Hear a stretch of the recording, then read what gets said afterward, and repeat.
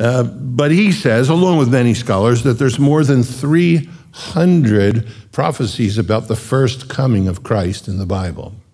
That 48 of those 300 are very specific, incredible details, to be told ahead of time. And if you take just 16 or 17 of those prophecies, it takes you to an incredible place where you have to make a decision. So I'll just go through 17 of them.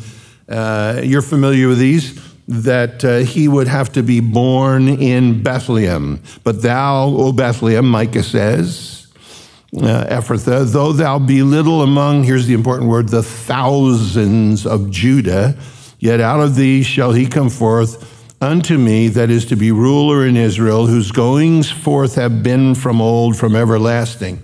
So if you figure the first prophecy, the Messiah is going to be born in Bethlehem, of the tribe of Judah. That's Micah 5:2. The chances in that happening, Josephus tells us, Micah says there are thousands of villages, and Bethlehem's one of the small ones.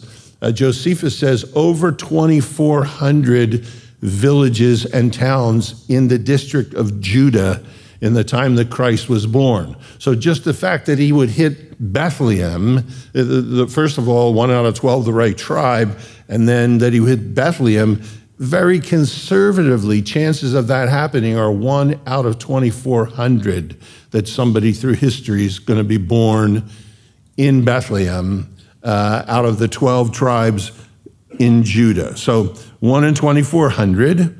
The Messiah will be preceded by a messenger. Isaiah, behold, I send my messenger before thy face to prepare thy way, and so forth. Isaiah 40, verse 3. They average out how many people show up on the scene, and a messenger had gone before them. 1 in 20, very conservative. So if you multiply 20 times 2,400, the chance of those two prophecies being fulfilled is 1 in 48,000. Number 3, the Messiah will enter into Jerusalem on a donkey. Unusual. Most kings came on steeds and stallions and chariots. He's coming on a donkey. Zechariah 9:9, behold, that king cometh the humble, riding upon an ass, the foal of an ass. Chances 1 in 50. So if you do that, just the first 3 prophecies, the chances are 1 in 2.4 million that they could be fulfilled.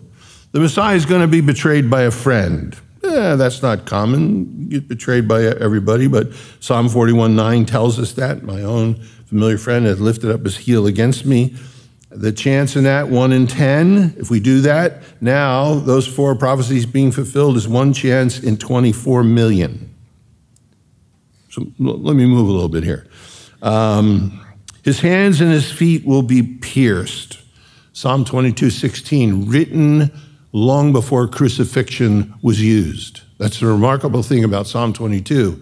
It describes crucifixion before crucifixion was being used. So 1 chance in 100, they said that's extremely conservative.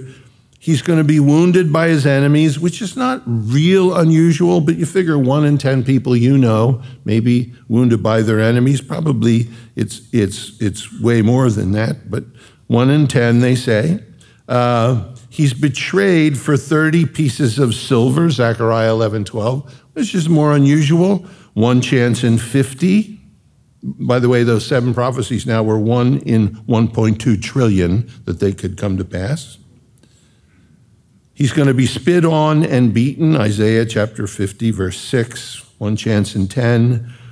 He's going to his betrayal money is going to be thrown into the temple and then used to buy a potter's field, Zechariah 11:13, 1 chance in 200. Silent before his accusers. We know Isaiah 50, he kept silent. He opened not his mouth. Matthew 27 says where it's fulfilled. We're now at this point in time, that's 1 chance in 100. So these first 10 prophecies bring us to 1 chance in 240 quadrillion. I hope you math people are listening. Crucified between 2 thieves. Isaiah 53:12, unusual, figure 1 chance in 100.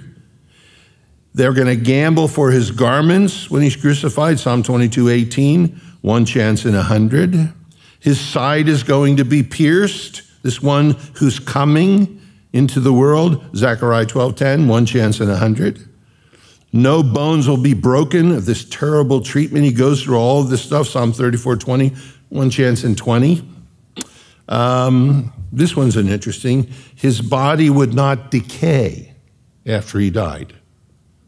Slim chance there, so that's 1 in 10,000.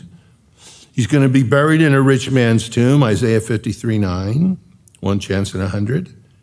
And this is unusual too. Darkness would cover the entire earth when he dies. Amos 8:9, 1 chance in 1,000.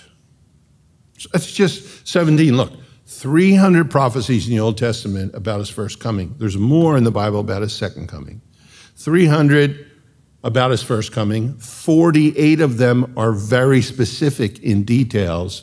We've taken 17 of them, and for those 17 to be fulfilled, it's 1 chance in 4.8 trillion times a billion times a trillion. That's 4.8 to the times 10 to the 33rd power. 4.8 with 33 zeros after it is absurdity. And that's just 17 of these prophecies. Look, Grant Jeffries does a great job. He said, if you took that many grains of sand, you could fill the Milky Way galaxy. And the chances of one person fulfilling those 17 prophecies is you take 1 grain of sand and paint it gold and hide it out there somewhere in the Milky Way galaxy. Then you get on the Starship Enterprise, you put it in hyperdrive, you're going to go at the speed of light, 186,000 miles per second. Takes 200,000 years to go across the Milky Way galaxy. Somewhere in the journey, you jump out blindfolded and grab the grain of sand that's painted gold. That's the chances